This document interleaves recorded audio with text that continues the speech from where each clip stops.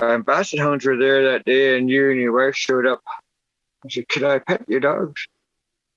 So, and then you guys walked in and started looking at all the button blankets that were hanging behind me and all the art that was on the table. And from that day on, we became close friends, and I love it. Yeah, well, you told me something striking that day, or later, not long after that. I think you told me that I was the first white guy that you'd really made a friendship with. Is that right? Yeah. Yeah. The reason for that, Jordan, I was reluctant to have non-native friends because of my residential past. I wasn't sure if I could trust anybody that way. Yeah, well, you told me this story, and that's one of the things I want you to do today. And that unfolded for us over a couple of years as we got to know each other, and it was pretty damn harrowing to listen to say the least. And so I thought one of the things we could do today is, well, I'd like you to tell your story right from the beginning. You told me about your grandparents and about when you were young and when you were in the hospital. People should know this. Well, it started off as I grew up with my great-grandparents. My mother and father gave me to my great-grandparents on my father's side. My great-great-grandparents were there, and my great-grandparents were the ones that grew me up, looked after me, and then when I got put into residential school, they were there trying to retrieve me back, get me, because they took me from the hospital, right? Like the residential school people grabbed me from the hospital with 3 other kids that time. I was 5 years old, just turning just about probably 5.5 years old when they grabbed me. Yeah, well, you told me you'd spent quite a bit of time in a hospital because you got sick with a number of things simultaneously. And at that time, you also didn't speak English. No English at all. And I got chicken pox, measles, and mumps, right? All in one after another. So I was stuck in the incubator for quite a while. First, they took me out of Alert Bay, and I can't remember where it was, what hospital it was, but I was in this plastic, I guess there's an incubator, plastic thing, or there's no blankets on you or nothing, because your blankets would get stuck to me or anything like that when I had chicken pox and measles. But when I was this young boy, and there's nobody in the room with me, no one seemed to be allowed to come around me. But this young boy, I always remember this story because he's the first one that gave me a toy to play with in this incubator thing because I had nothing to play with, right? So he stacked up these books to be able to reach the crib that I was in. That's how small we were, 5 years old.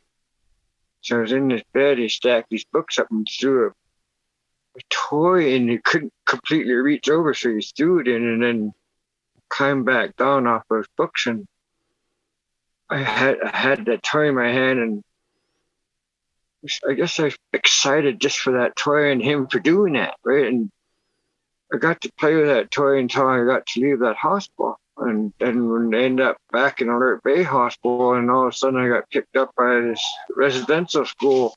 Well, I think you told me that you were on the dock waiting for your great-grandparents to pick you up. No.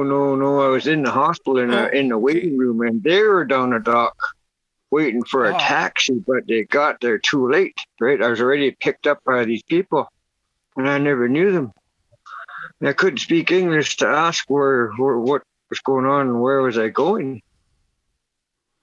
So by the time that happened, I was in this residential school, and there was a big red brick building.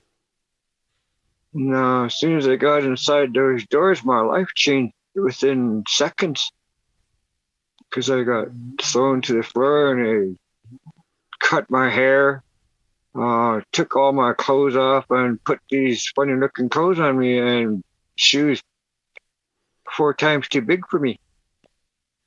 And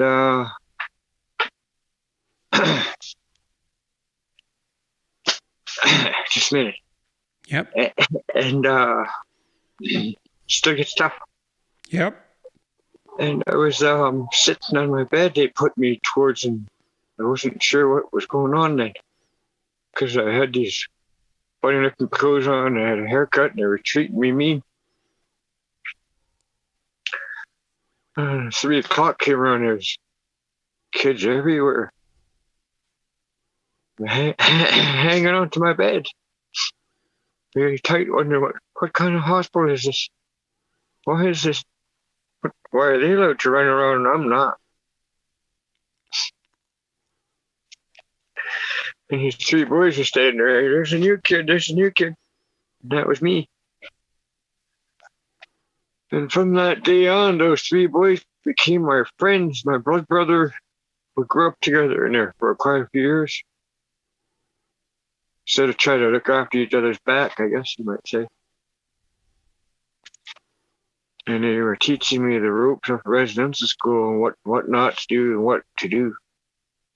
I still never caught on because I couldn't speak English properly, so I couldn't really understand what they were teaching me. So I got whipped and strapped and thrown in a closet quite a bit because of that not knowing.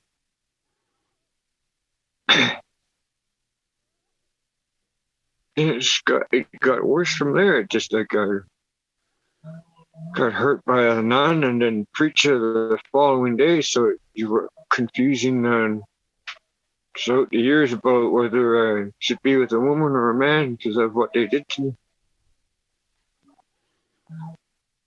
And I never got to learn how to read or write properly or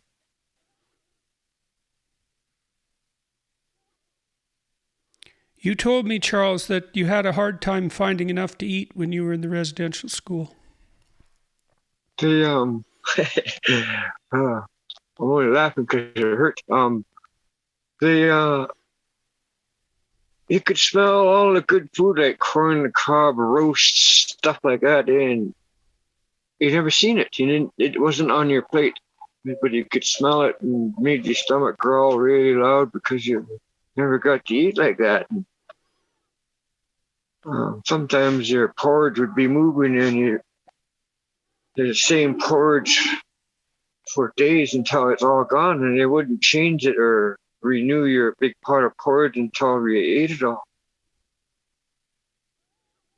And sometimes your bread should have been thrown away, but they gave us for sandwich bacon, and all I had was peanut butter. And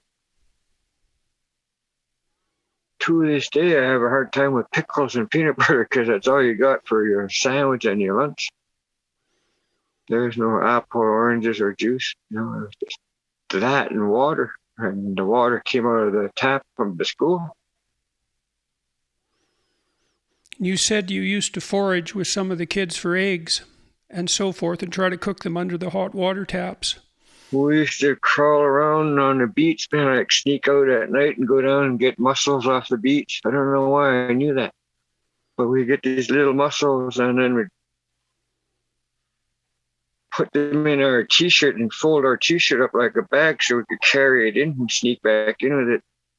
And then on the spring, we go into the forest, all the way sneak into the forest and we would take robin's eggs and bring them back to the dormitory and boil it under our taps under hot water. And little did we know that the mussels smelt. You could smell it throughout the dorm, so we got caught doing that, right? And they wanted to know, where's the shells, where's that food? The whole dormitory took a licking that time. We got a strapping and a whipping because no one would own up to it because they knew we were feeding someone hungry that day. So we all took a beating for it. Quite a bit of times. You talked about the closet. Oh,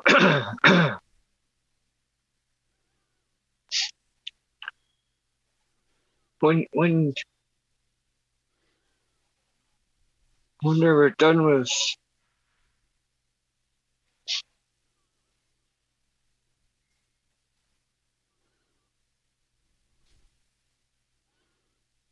when they were done with molesting you, they were throwing you in a closet for five days. dark closet where you can't stand or sit down properly or lay down. You're just sitting there with your legs bent up to your chest. It's real dark in there. And when they pull you out of the closet, it's so bright out that you black out for a while. Then you wake up on the floor getting kicked around.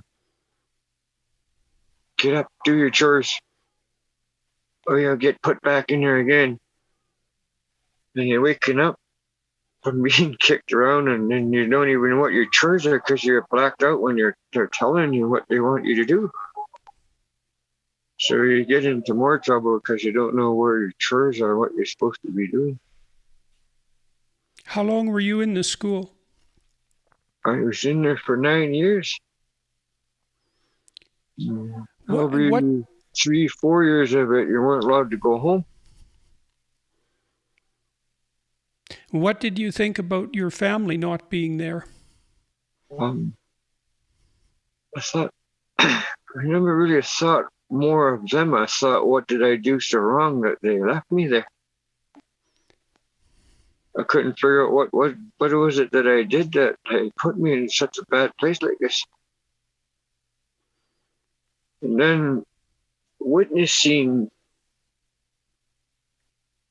probably the third time they tried to come around to come and get me, and I seen the RCMP escorting them away from the residential area and escorting them right down to the dock. I told them if they came back, they were going to be put to jail, come back and try to get me. So they never ever came back. So I seen that. So before I seen that, I was blaming my grandparents and my dad because that's who I grew up with. I was mad at them for leaving me in such an awful place, and then wondering why they left me there. You know? With the help of my older relatives that were there, made it a little bit easier at the end, because then some of the native people started getting hired to work there at the end of the one before it closed.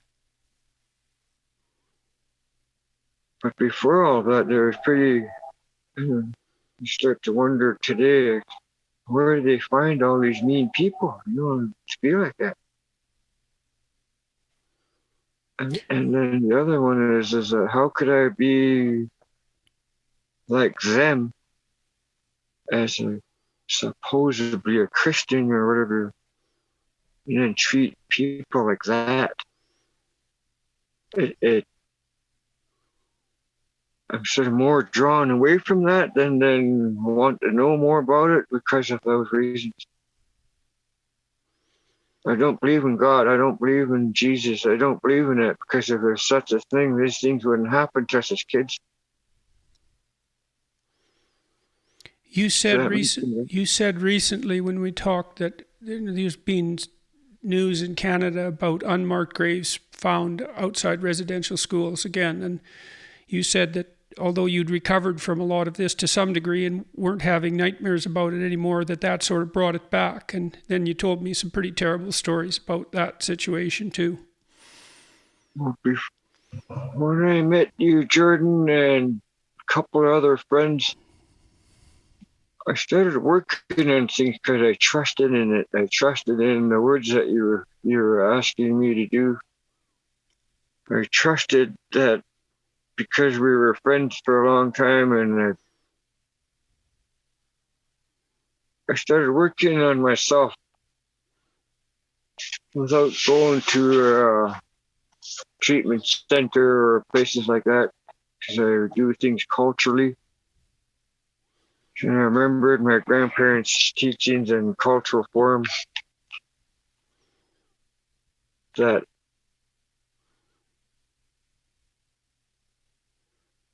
it made it easier for me to live my life without feeling like that, because stinking thinking sure can kill a person inside out. You won't even know that I'm hurting. Because as a child coming out of St. Mike's, you start to learn how to cover up those kind of pains and cover up your tears, because You don't want people to know, because you feel ashamed of yourself and you dislike yourself for what happened. Well, you told me a story about what was done with bodies at St. Mike's and the incinerator. Jordan, they would wrap these kids up, whether they died from Hep C or tuberculosis, and wrap them up, and they would put them inside this big thing called the incinerator. It was a big drum, really huge drum, about 6 feet tall, maybe taller. And you'd fill that up with paper and put that wrapped child in there.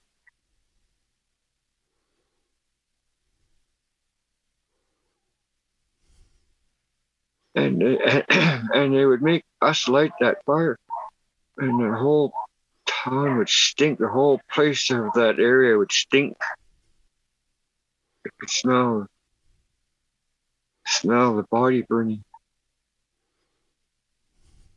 Charles, you must be, how old are you now? You're 60 something, eh? How old are you?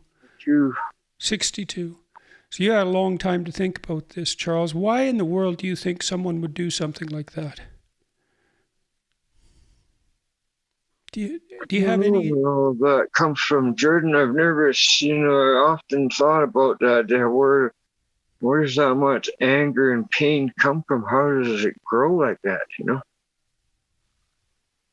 And then I wonder, how come these people never got put in jail for what they did wrong? If that was me doing that, I'd be in jail for a long time. Or condemned from the world. You can't get a job, and you'd be on TV saying, "Oh, this guy's a rapist or a molester." But these guys that hurt us, not one of them are on pictures on that stuff. Not one of them being shown that these are the guys that did that through Christianity and hiding behind that skirt. So that's the things I think about, Jordan. How come they never got charged for that? How come they didn't do time? Here we are suffering for the rest of our lives. And then when you talked about what happened, like these bodies that they're finding today, nobody believed us. We were called liars. That doesn't happen. People like that don't do that. And that's, the truth is coming out slowly, but there's more to it. There's going to be more to it. Like how many of these people, young ladies that were in there that had children from them being raped and molested in there, Those are the things that still have to resurface too. None of that has been brought up. And then having never ever to see that child, those are the things that still haven't surfaced, and why they're not doing that. Why are they not working with these women that are hurt so badly as a child? So you look at the reserves, we all walk around and we've got children having children because we don't know the difference from what happened as a result of this. You got out of there when you were about 13. Yep. And you were angry for a long time. Yeah, because I blamed the world after. I didn't know who to blame, so I blamed everybody. Mostly white people. You told me about going back to see your grandparents and recovering some of what you had when you were a kid, because you spent a lot of time with them when you were young. The best thing ever happened to me, Jordan, was having my great-grandparents live when I went home for forever. They were there in open arms crying. It sort of scared me because I wasn't sure what they were crying for. But they were crying in happiness that I got to go home and stay home. So I wasn't allowed to go inside the house. They stopped me at the doorway and said, "Wait, Isatla, which means wait. So I stood there and they asked me if I still know how to speak our language, and I answered them. And how I answered them was and that means yes in our language. And so my grandfather said, Hukilala, listen to me. We're going to go into the forest, he said. And you're going to go learn who you really are, not what they thought you should be.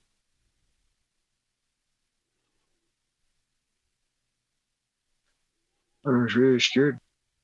Wasn't sure what was going to happen. So as we were entering into the forest, my grandfather asked me to take my residential clothes off and leave it right there, wherever it comes off. So as we were heading up this creek behind Sam Charlie's house, Siki's house, Chief, there was a creek behind her house, and it went up towards back of the reserve. And there's these 4 big trees that were there, and a spot to sit in the middle of these trees. He brought me there, and he sat me down and put a blanket on me. It wasn't any blanket, it was his chief's blanket with buttons on there and a story that told his story of what he had crusts in his treasure box on his blanket. So I was very proud to wear that. And I sat there and he gave me a pebble, a feather, and a rattle. And I'm sitting there trying to figure, well, what are these for? And my grandfather says, you can't leave this area at nighttime, you've got to stay here no matter what. If there's ghosts or things that scare you through the night, you use your feather and your rattle and you pray with your feather. You ask your spirit people to come watch over you. And you use your rattle to prepare the ground so that the spirit people can come and look after their circle where you're at. When you get dry, son, don't leave the circle. Put that pebble in your mouth. It'll help your mouth stay moist until you're done with what you're doing. Until you're allowed to leave that area and go have your bath and have a drink of water. So I did those things. And then after about the 4th day, these trees were talking to me. It was amazing that these trees were talking to me in our language. And the amazing thing was that when you look at the 12-step book today that they use for treatment centers, they were doing it in our language, but in 4s. Not 1 step, but in 4s to me. And then reading me positive affirmation about who I am. And then nurturing that little boy. At first I couldn't understand what little boy, and that little boy was me when I got first put in St. Mike's.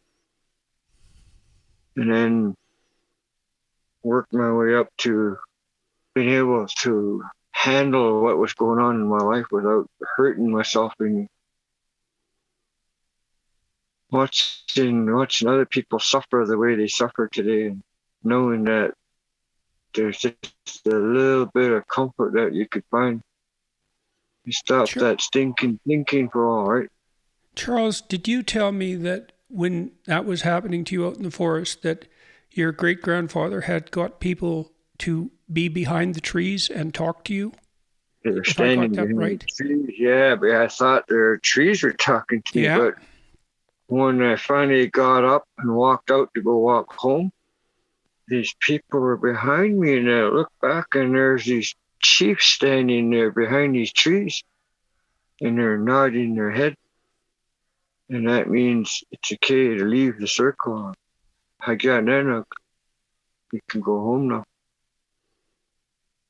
tell your grandparents what you've learned and how you feel. But when I was walking, I felt like I was on clouds, walking on clouds, because a lot of that pain and pressure that I was inside me felt like some of it disappeared through them, through the positive affirmation. And And what then, were they telling you? What were they telling you? Why did it help? because they brought me to my childhood, they made me envision me, myself, standing there, being hugged and nurtured and looked after where I should have been. And they were speaking in our language in that form. And when you speak in our language, Jordan, it's different. It's like it means more than just the sentence itself. It means more than that. Like when you're sitting there listening to them tell you the good things about yourself, you start to look at what they're saying and what the other guy's saying. He goes, the weather's like this. It's nice out. The smells in the forest. Who you are. What's your native name? All of that gave me strength for some reason. And then they started talking about who I should be today, what you should be learning, what you should do to make yourself feel more comfortable with life. And to meditate to the spirit people about strength and be able to learn from what it is that you're doing here. Why are you here? And why I was there was to let go of this pain that I'm carrying still today, but to be able to live through it without hurting myself or others. Charles, can you talk more about what happened to you in the residential school? I know these are terrible things to talk about, but people need to know.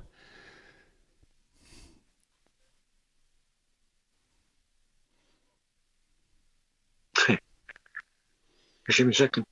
Yep.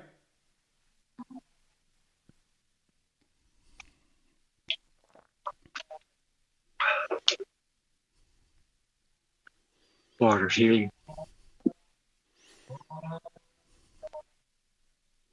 Before we did this, before I knew we were going to sit down and do this, I was meditating to my grandparents about giving me strength here up in Williams Lake. My family, my wife and my children are from here. So I wanted them to learn the Shuswap way besides my own. So I wanted to, I'd like to thank the Sugarcane Tribe for allowing me to be here doing this today. Because I'm working on some things for them about that residential school that they had here and some history that they taught me here, what I could put on their panel for them.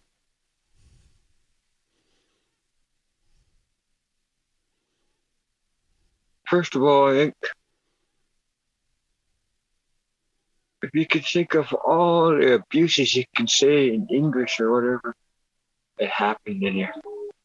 It really happened. And they hid it so well that people didn't even know what was going on right next door to them.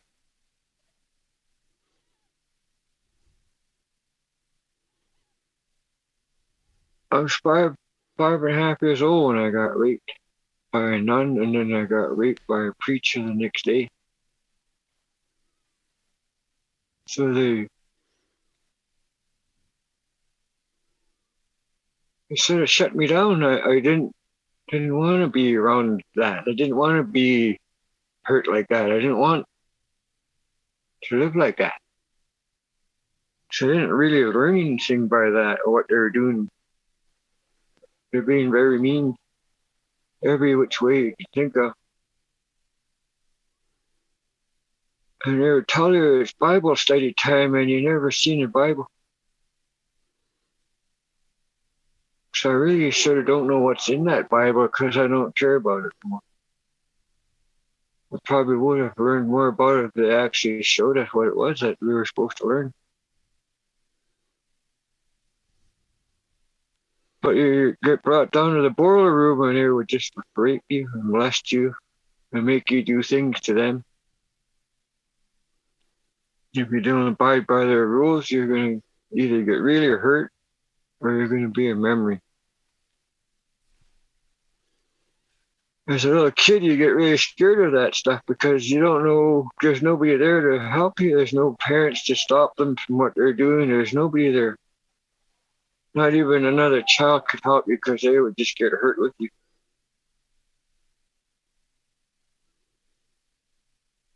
I can talk about it today because it's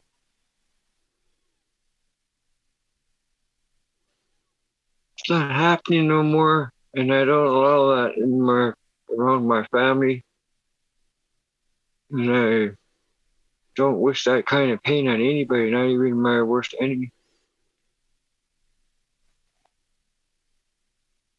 I still, when I found out about these graves,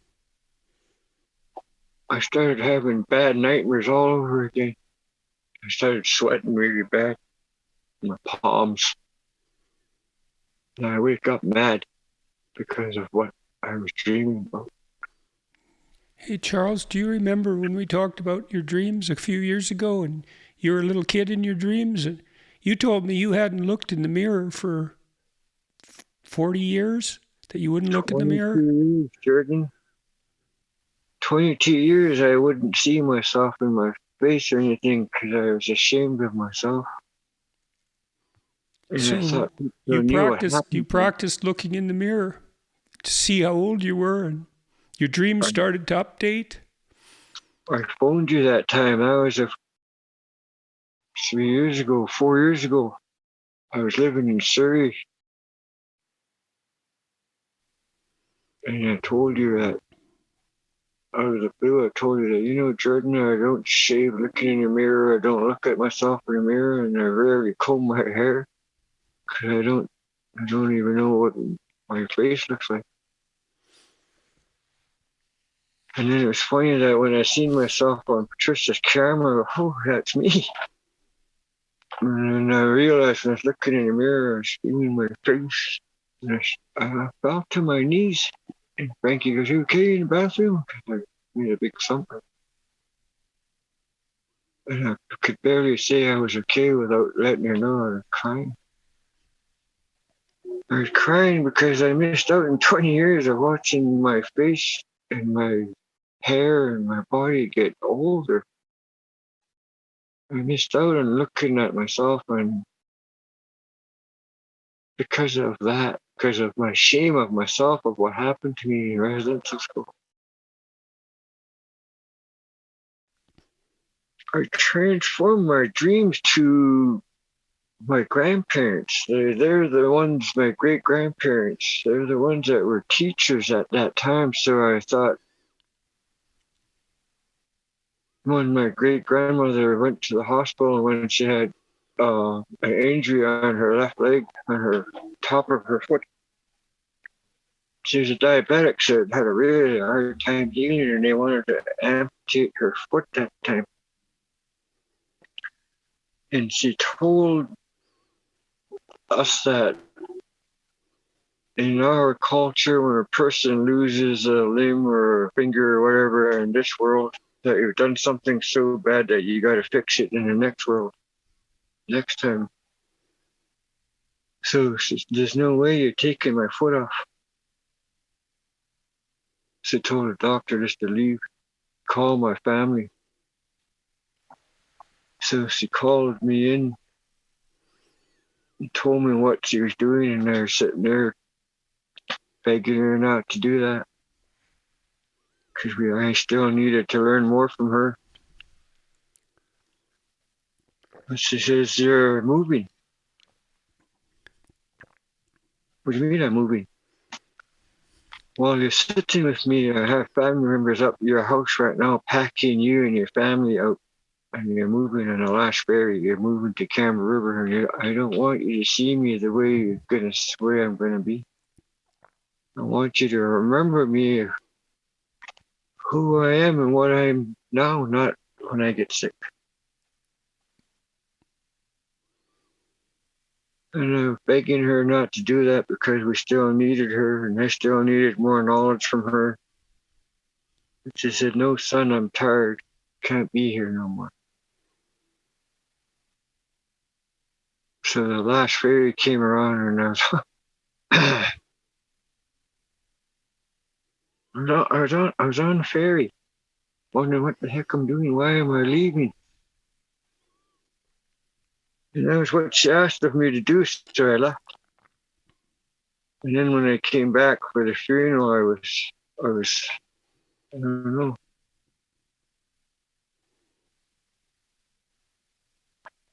I became a drunk because everybody passed away. It seemed like everybody that I got close to, or really, really close to, and loved very much, they seemed to pass away on me. So I started, geez, my jinx. Every time someone I get close to, they either get sick and die, or something happens bad. So for the longest time after my great grandmother died, I wouldn't take anybody as a friend for all that close because of those feelings. And that's how I lived for all this. I just sat and closet drank, and then started drinking with the street people for a few years. And then I sobered up because of my great grandfather, and he said that you have to come home and learn who you are. How old were you then, Charles? What's that? How old were you then?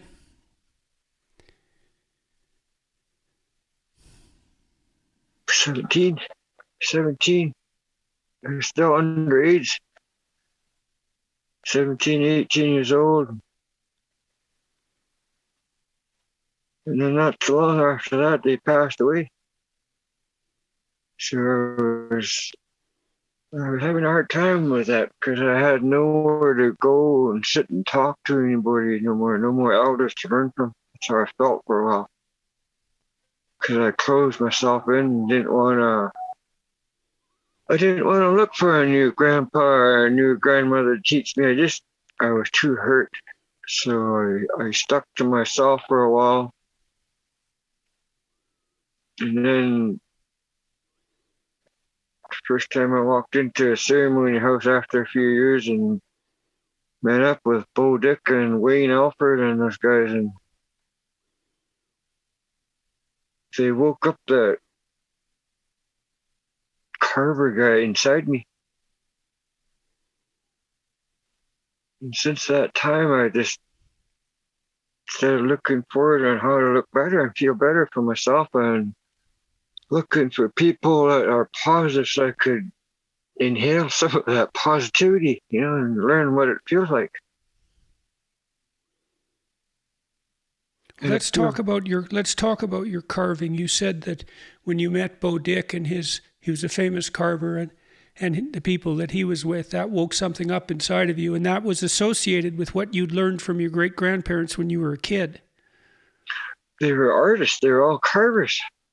My great grandfather, my great great grandfather, and my dad, they were all carvers and professional dancers. They would call them professional dancers. And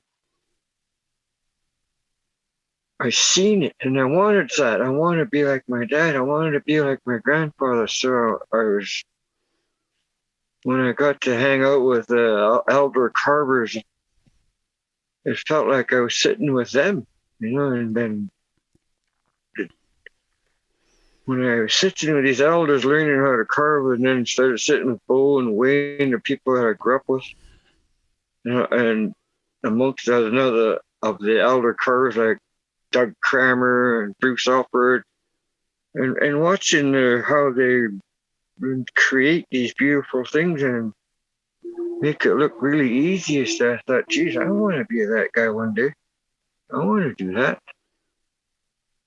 So I started carving more and more and more, and then started missing out on my jobs that I used to have. I used to be a logger and a fisherman, and I just recently sold my boat because I like carving more than I would fishing. So And the thing about the carving lifestyle is I'm still sitting here in Williams Lake by myself, carving always by myself, but I don't feel like I'm by myself. Uh, Sometimes I feel, sometimes I get scared to tell the story that a lot of the stuff that I do comes from my dreams. In my dreams, my great grandfather and my dad come to my dreams and they correct me in my carvings if I get stuck or there's something that I think is wrong. They'll remind me how to fix it. And you told me too that, like, I was really struck by your carvings when I saw that photo album, and I've got a lot of them now. And well, that whole project really exploded. We could talk about that later. But you told me that very often in your dreams, you dream in the images that you're carving, that those animals and those figures and people, those spirits as well that you carve, they're there in your dreams and you can see them. You talk to me, yeah. Let's say, for instance, I'm sitting there and I'm working on a bear and a raven or an eagle. And I'm always start from the bottom up, from the bottom of my pole or bottom of my plaque, and I'll work my way up to the top. The story that I always start with is the bottom and work my way up. And sometimes when I'm sitting there in my dreams, these bears come to life, jump out of the plaque, jump out of the wood, and they're there right in front of me, and the designs that are on them are still on them. It's just weird how that. And they speak in our language, not English. They speak in my language, and it really makes me feel good that I could practice my language without getting whipped or strapped. I guess that's why that's there. Yeah, dreams they really help me out. From through the dreams that I get through my great grandparents and my dad. I always look forward to it at the next night because it's always giving me something that I wanted to learn, teaching me from it. And sometimes it gets scary because some of these big animals that come to life, I don't know, they're gonna, like in my dream, like hurt me or eat me, or because the bears are huge and the wild woman's huge. These things are massive. Like in my dreams, they're real. Like, you know what I mean? Like the story that you're told, it's not the carving itself. It's the story that is given to us for that, and the legends and how it's danced and used and sang. That's what brings the strength of that bear, because it's greater than what he actually looks like when he's in your dream. He's big as a house. He's bigger than a car, right? You know what I mean? That's how big the grizzly bears are in your dream, in my dream. And the wild woman, she's tall as the trees, and you know what I mean? She's massive, like big, tall people. And then you got the book, wasn't it? They're so tiny that they're under 3 feet tall, and they could disappear just like that, right? So those come in my dreams, and when that happens, I always wake up, or I'll try to wake up right away and sketch it before I forget it, if I do forget it. And then the reason why I don't forget my dreams is because as soon as I wake up, I talk about it. Mm-hmm. And I keep talking about it until I get it. Yeah. Now, how do you understand the relationship between your art and your dreams and your ability to stop drinking and your willingness and wish to straighten out your life? I mean, you haven't had a drink for how long now? I haven't drank for 31 years.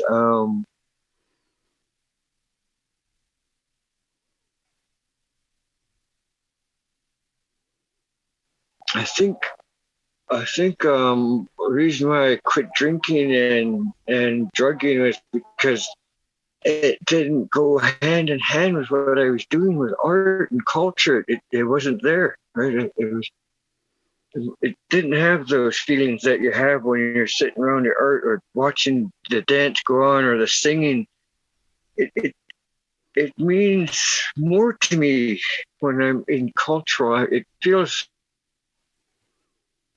like it's my church. Let's put it that way. I think that's how I want to put it. It feels like I'm in my church when I'm doing these things. It feels like when they're singing and the drums are going and there's from young kids to our elders, and when our elders walk into the ceremony house, whether they're on a wheelchair or they got a cane, that just gets put down, and it's like there's no pain in that elder because of that singing and drumming. It just, okay, this is how my great grandfather told me one time, is that you draw the energy from your guests, and then when you're dancing, you give it back.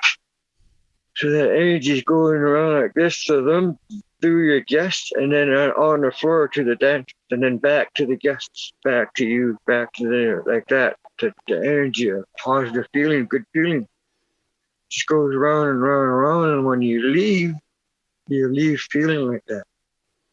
Like you're that dancer, you're that singer, you're all of that by witnessing that.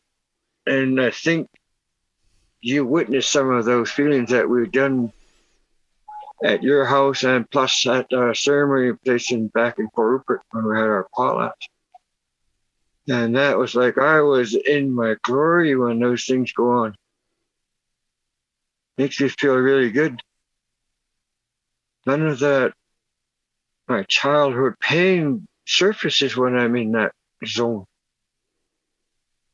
One of the things I found really fascinating about the carvings was the relationship between them and your dreams. That was extremely interesting, but also the fact that these figures that you create are associated in your tradition with songs and with dances, and that your families have songs and dances that are specific to them and carvings that are passed down that are specific to them. It's very remarkable. And so maybe you could talk a little bit about that if you would. Geez, that kind of art goes back generations after generations, but we're always told when you first get put into a dance or a mask and your name is you're not the owner of it, you're just a carrier of it. You're carrying it for your chief, your family, your treasure box. So when you put all of that in one box, like the treasure box, you start to look in there and see what your family, how it started, where it created from. Why does it belong to us? Why don't we use these ones? My grandfather used to always say, when you learn who you are, son, there's no end to learning. So when you're doing cultural work,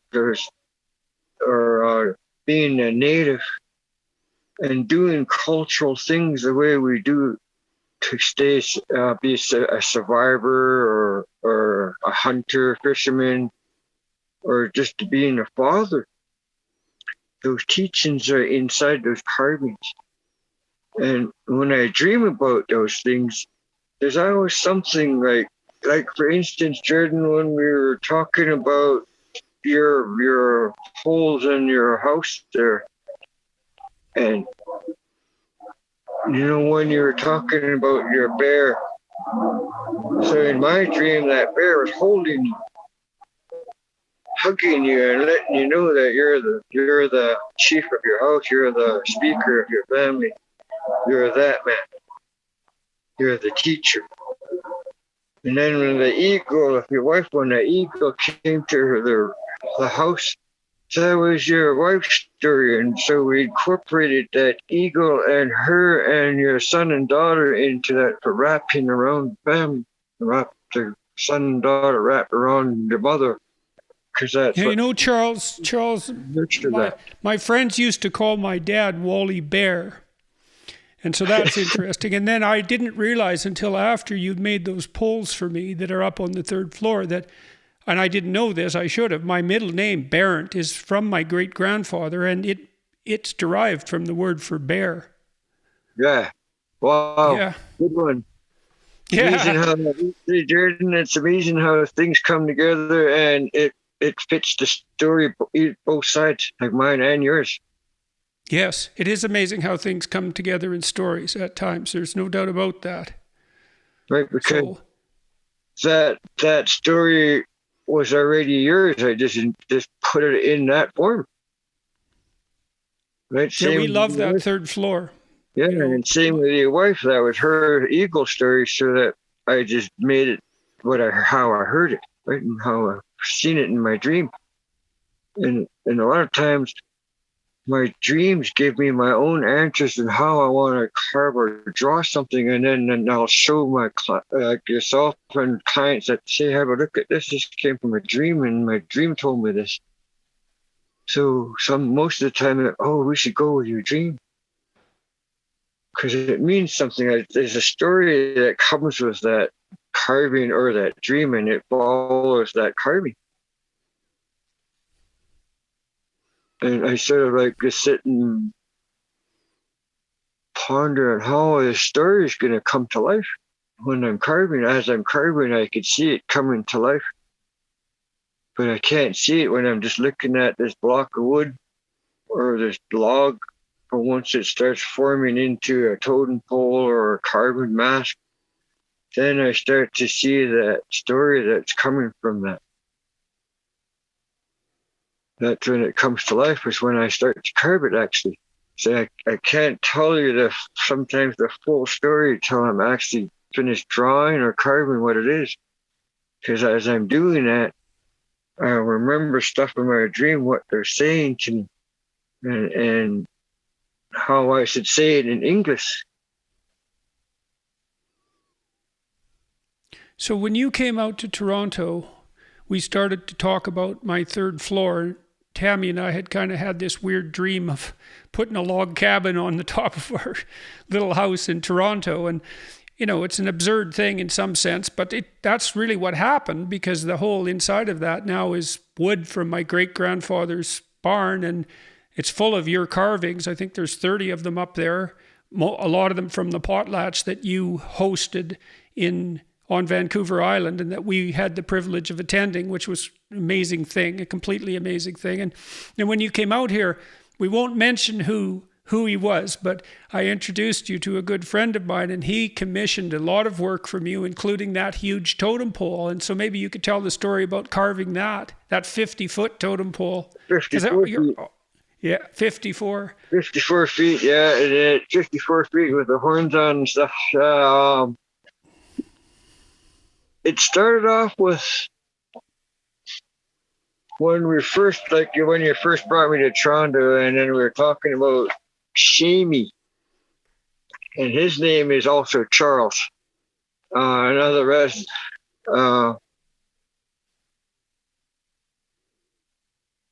He passed away on the train tracks, and anyway, when you guys were telling that story at the dining table there, and then you I was listening to the story, and I goes, geez, how do they know me already? I thought you guys were already talking about me, because you brought up they brought up Charles's name a few times, and that's Shamey's name, and that's my name. So I thought you guys were already talking about me. So I thought, geez, I don't even have to say nothing. You guys already know. But then you said, oh, Charles has a similar story to Shamey's. So I was looking at you, and I was looking at, and I said, just give me a minute. I need to go outside. And I seen there's trees out there right close to the house we were at there when we were having lunch that time. So I went over those trees right away, and I went out there and asked for my grandparents to come give me strength to come and talk about this over here, way over in Toronto. And then I felt that big breeze come through, and oh yeah, they're here. And then I went back in, and then we started talking about that day, about my residential school, and I sort of gave it to you guys in a short form that time. I think you danced then too. Do you remember that? It wasn't long. But it was really striking, you know. I was really amazed to watch you dance, because you fell into it in such a deep manner that it was immediately entrancing. Yeah, it makes you feel that way. That's why I love the cultural dance, the way we dance, and how we use our mask and what it is that what I carry for my family today. It's the hamaza, right? And that's very important dance that our chief carries, and he puts on his son to become the next chief, up and coming chief. And I was really thankful that and grateful and honored to be asked to be the Hamlet and our pilots that we had with you guys there in I believe it was 2016, I think it was, or 15. But that was from the Joseph side of the family, and that was my great grandfather Billy Joseph chieftainship. And my auntie and uncle asked if I could be that dancer that day because we wanted to put it on my son and then put it on their son because it belonged in that side of the family, but the family said we want it on you. I mean, I said I got thrown back by that because I thought they would point at my son, but they said no, we want it on you first so you could put it on him later down the road. Oh, but it belongs to your son. He says no, we want it on you. My son can't dance. My son's not ready for culture. So I stood up, and that's probably around the first time I ever really started crying, hugging people. It was around that time, and I still do that today now. I was not a huggy kind of guy. I didn't like it. Residential. Yeah, no wonder. Anyways, but that at that time I was honored to be that guy, and then when I started dancing with Bo Dicka and Wayne Alfred family and different ceremonies up in our hometown, like there's must have been invited to about maybe 50 different parties in my lifetime. So yeah, so when I get into regalia and become I transform, I feel really good. I got no arthritis, I got no pain. I'm really happy. My heart just jumps for joy when I'm doing cultural work. Makes me feel really good. Makes me let go of all of that stuff, right?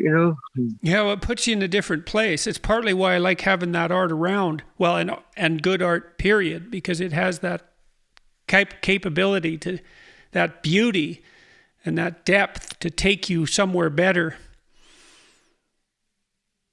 Yeah. Now this pole, you carved some Christian religious figures into that pole. Okay. I'll tell you a short story on starting from the bottom of the pole. The bottom of the pole is the owners of the pole and family. I'm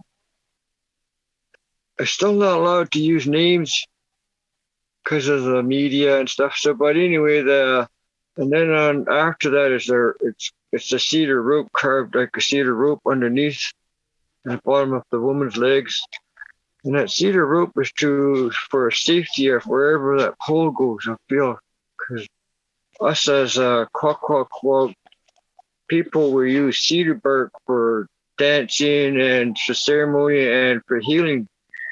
So that's why I put that there. And then there's a woman on top of that cedar rope, and she's kneeling down, and she has her arm out. And under each arm, she's got a boy and a girl, and then that's welcoming the kids home from residential school. And then above that, it's a whale, and on the whale, it has faces on that whale, and those faces represent the children that got adopted out and never got to come home and be themselves. And why it's on a whale is because that whale goes around the world and comes back to where it belongs. I thought that was fitting that the children did that, went somewhere and then came back and didn't feel like they belonged though. So I put that on the whale. And then after the whale, I made a raven, and a raven is a trickster. Yeah, they're very smart, ravens. They like to play too. So I thought what would be fitting on that raven was I'd put a preacher and a nun on the wings, and then I put a cross down the middle of that raven's chest. The reason why I used the raven was because of how these Christianity people tricked our people into taking our elders first, and it didn't work. So they put the elders back and took the children away and put us in these residential schools. But they tried to do that with elders, and then they put them back because the kids were still learning. So they put the elders back and took the kids away. And that's when they found it was more effective. So, it's that thing about when your life changes over and over. Like when I first met you guys, I want to live like that. I want to feel like that. So I look for people like that now. I look for positive people that feel good about themselves. And I'm not trying to brag or anything, but it's good to feel like that. It makes me feel good that when I'm like that, I can carve happy masks. I feel good. I'm not frustrated inside or hurt inside where my mask's going to feel like that, right? Or my carving. So when I do totem poles, I want to feel like that. And when I'm not feeling good about things, I won't go to that pole that next day or something. If I'm feeling down, there's something sad or a death going on, I won't go around my art until I feel better. And I don't know why I do that. It's just something out of respect for the spirit people, out of respect for the teachers that taught me the art. I guess that's learning how to deal with respect in that way. Well, learning what to respect too. Yeah. I mean, look, there's with alcoholism, there's a scientific literature on alcohol abuse, and one of the most effective treatments for alcohol abuse is spiritual transformation. It's the only treatment, so to speak, for alcoholism that's really been validated. And so that's really quite something. And you said that you found something that was more important fundamentally. I mean, there's more to it than that, but that's to be taken seriously. I quit drinking when I was about 28. And the reason I quit was because I was writing. Well, there was a couple of reasons. I was having kids and I wasn't going to drink when I had little kids. That just wasn't a good idea. And, the only time I was doing things that I would be ashamed of the next day or a week later or something, it was always if I was drinking. And so I thought, well, maybe I don't want to do things I'm ashamed of anymore. But also because I was writing, and I was writing about mythology and stories and all of that, it was very hard work and very emotionally demanding. But I couldn't do it well if I was hungover. And so I thought, well, which do I want to be? Do I want to write this book or do I want to be hungover? And so I stopped, and I stopped for 30 years, I guess. I drank a little bit again when I was in my early 50s, but I quit again after that because I found that even though about 25 years had gone by, if I drank again, I usually drank too much. And then I, was likely to do something stupid. And I thought, well, no, it's just not worth it at all. It's not worth it at all. Yeah, I'm laughing with you. Yeah, no, I understand. And so how many people worked with you on those big poles that you produced? I mean, you produced some 8-footers for me, 8 and 10 feet, I guess. The welcome figure must be 9 feet about. When I worked on your stuff, Jordan, there was just the family, me, Oceana, James, and Frankie. And when I worked on that big 54-foot project, there was Oceana, James, Frankie, myself, my brother Leonard, my brother Gordon, my late nephew Johnny, and my nephew Mike, and Orbit, Leonard Jr. And it was like I've always done. It was always family effort, right? I make sure I keep my family involved, and so they keep in touch with culture. And then when we had that ceremony, a lot of my family members didn't make it, but when the ones that did make it, they were never, introduced to the culture because they lived in Vancouver all their lives or urbanized. So when they got to come home, it was a big teaching to them too, right? Because they've never ever been involved in it. So it's good to see that it works. Was it good for them to do the carving? Oh, geez, you should have seen how they felt when it got stood up. They were so proud of being part of that. You know what I mean? And I was proud to see that how happy they looked when they seen the creation that we did together as a family stood up somewhere where we're never going to probably go again. You know, who knows? Yeah, that was it. And so, what do you think about it being in Montreal and the busiest street there? Pretty much, Sherbrooke's a major street. I mean, it's one of the main streets of Montreal. It's a beautiful street, and it's in front of the Museum of Fine Art, which is really something because that's definitely one of the finest museums in Canada. It doesn't look like it's going anywhere soon. No. Well, I mentioned to them that, one day you guys should return this pole and get your own. But and I tried to approach them with another idea, as I would like to take a log there to the Mohawk people, a raw log, and then work with the Mohawk artists and see what we can come up with. Mm-hmm. And that's one of the ideas I had, just so. Do you have Mohawk artists that are interested in that? Jordan, reconciliation with another tribe. I don't know if I want to call it that. I think it's just to rekindle what our elders did before us, and go back to being related in all the nations across Canada, I guess. Right? So when you approached the museum with that idea, what happened? Because that's a great idea. Do you have Mohawk carvers that are interested? I know of a couple that were, and then we were going to first get that idea on the table. Then I was going to bring it to the Mohawk chiefs that I'd invited to the pole raising, and then see what would become of it. Yeah, so I haven't heard nothing back from that yet, but one good thing that came out of that since that time, though, is they had this thing that they were talking about, the totem pole inside the museum.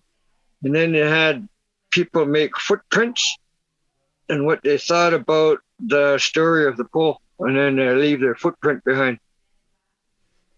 I think that's one of the things that they did there. And then on the 30th of last month, they went national with the story of the pole. I haven't got any feedback on my site and stuff about it yet, but soon, I guess. So can I ask you a political question or two? Yeah, why not? Well, Canada is hypothetically engaging in this soul-searching process, this reconciliation process, and I'm kind of curious about, there's parts of it that I'm really I don't feel good about. Like, for example, now, before most ceremonies, before most public events in Eastern Canada, there is a statement about the land that the people this land once belonged to. And I don't like that because it seems hypocritical to me and not real. And I think it's showy and false. And, well, that might just be me, but I'm pretty curious about, you're looking at this from a completely different perspective than me. And what do you think about this reconciliation effort? And has it been helpful to you and to people you know? And is it real? And okay, Jordan, I need to ask you something. This has been on my mind for a while, and I wanted to ask you that quite a while ago, but what does that mean, reconciliation? What does that, in my mind, that means two parties that are saying they did something wrong and trying to fix it. That's what my thoughts, what reconciliation means, but that's why I don't agree with it. Because we're not the ones in the fault. They are. So that's So what listen, I'm going to tell you a story, Charles, okay? Okay. I want to tell you a story. This is a story that a friend of mine who committed suicide wrote. He lived up in high prairie, high level. I think it was high level in Alberta. And there were a lot of native kids there. And he was probably around 10 or so. And he used to get beat up fairly regularly and was often by the native kids. And he wouldn't fight back. And the reason he wouldn't fight back was because he felt guilty. And that guilt, that guilt about, I don't know, it's the horrible hand of history, I suppose, Charles. That guilt, that eventually ate him up and killed him. Now, he had other problems, but... Okay, so where did his guilt come from? Well, he felt that he was an interloper and he was an occupier and he didn't have the right to fight back, and so he wouldn't fight back. And, then he decided when he was a teenager that anything he did that was sort of masculine and achievement-oriented and ambitious was wrong because it was associated with all this historical cruelty. And so he just stopped himself from doing anything, and it killed him. It's not that uncommon, and I've been thinking about this a lot. You look into the history of mankind, and it's pretty damn bleak, There's a lot of horror in the past. A lot of bloodshed, a lot of warfare, a lot of cruelty, a lot of malevolence. And we all have to contend with that. And for me, that you asked about reconciliation. For me, it's getting to know you. I had some native friends when I grew up. It was hard. There was a big gap. Yeah. I'll tell you a story. I'll remember this, man. So I had this friend, off and on friend. He was a native guy. His name was Dennis Helly. I think Dennis is still alive. And we kind of had a friendship in grade 6. And he was a big, rough kid. And I was a bit afraid of him. But he was a good guy, good-looking kid. And he was smart. And we were trying to have a friendship. And I'd invited him to go to the movie with me that night. And then we were sitting in class. And my dad was teaching the class. And Dennis was chewing gum, and my dad said, "Dennis, stop chewing that gum. You sound like a cow." And I said, "Dennis the cow, ha, ha, ha." And then he looked at me, and he meant, you're dead after school. And so I was terrified the whole damn day. And after school, I zipped out by where the bikes were, and Dennis came after me, and I was sort of running around the bikes and trying to stay away from him, and I sort of hid behind this, I don't know what it was. There was some structure there, and he was on the other side of it. And I said, "Dennis, we could stop fighting. I'd still like to go to the movie with you tonight." And he broke into tears and ran home. Yeah. So reconciliation, that's a hard thing, eh? Yeah. And maybe that's kind of what you and I are doing. I think so. But what I wanted to know... It's not easy, No. because there's a lot of bad blood and there's a lot of horror, and none of us really know how to do it. We come from very different places, and we don't know how to make that work. It's not a simple thing.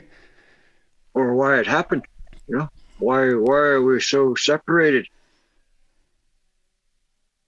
And then the greatest thing is now we're together. Not just well, that's something, isn't it? And the totem pole's in Montreal, and that's something too. We're not just friends, we're family. Yeah.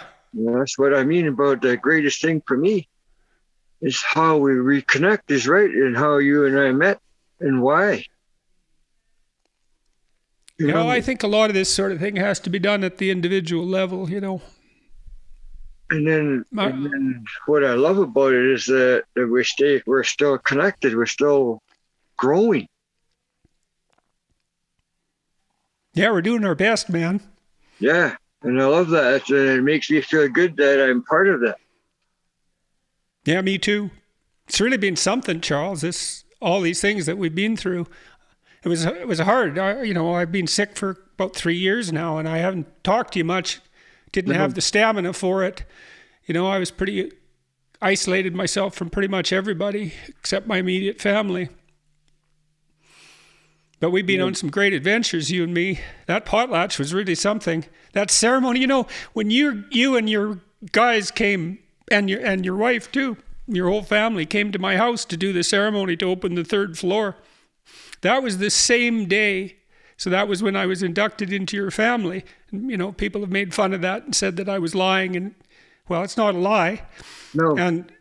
And that was the same day that I was being accused of being a bigot and a racist at the university. It was the same goddamn day, the same day the debate, there was a big debate there when everything blew up around me. So I went from this debate where, you know, I was basically being accused of being a racist and a bigot to this ceremony in my house where I was inducted into your family. It was a pretty damn weird day, I can tell you that. Okay, when we've got to change that word. Adopted. When we had chose our family, had a meeting, and we had a meeting with all of my Joseph family and some hereditary chiefs about adopting you and your family into our family in the ceremony house. And then the chiefs had asked me what was the reason for doing that. And I explained to them how we met and how long I've been friends with you and your wife and kids. And then the importance of hanging on to that friendship and the importance of what I was not just sharing with you, but also learning from you and your family. And what it was that I really was yearning for was that living in a happy, positive way that you guys lived in, and I wanted some of that. I was hungry for it, so I wanted to inhale all I could from you guys and learn from it. And it makes me feel really good to be part of that, because who would have thought that I would understand those feelings, but I do. And it's an awesome feeling to have, is being able to have positiveness in your feelings, even if it's just for a moment, you know? Yeah, no. Charles, I'm going to say goodbye for today. Hey, Jordan, it's been awesome talking with you. It's good to see you, bro, and you keep up the good work. Hey, yeah. I'm looking forward to seeing what you produce in your dreams for my new house.